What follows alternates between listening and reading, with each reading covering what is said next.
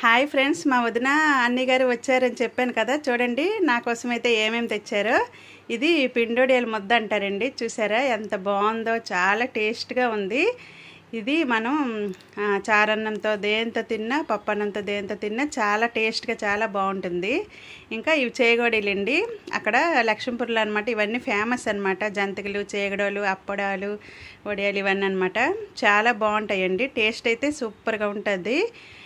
అది అక్కడైతే ఏంటంటే ఇంట్లోనమాట చేసి ఇలా అమ్ముతారనమాట. అందుకే చాలా బాగుంటాయండి. సొంతంగా చేసి అమ్ముతారనమాట. ఇవైతే జంతికలండి. ఇవైతే ఇంకా నాకు ఎక్కువ ఇష్టం. చేగడాల కన్నా ఈ జంతికలు అయితే నాకు చాలా ఇష్టం అనమాట. టేస్ట్ అయితే సూపర్ అండి. కరకరలాడుతూ చాలా బాగున్నాయి అన్నమాట. ఇంకా ఎప్పుడు వచ్చినా ఇలా అయితే మా గురించి అయితే ఇలా ఏవో ఒకటి తెస్తూనే ఉంటారనమాట. ఇంకా ఇప్పుడు ఇవి కందులు అనమాట. కందులు మనం కూర వండుకుంటాం, కట్టు వండుకుంటామండి. చాలా బాగుంటాయి. ఇవి మాత్రం మనం ఫ్రిడ్జ్లో పెట్టుకోవాలి. బయట ఉంచితే మాత్రం పురుగు పట్టేస్తుంది.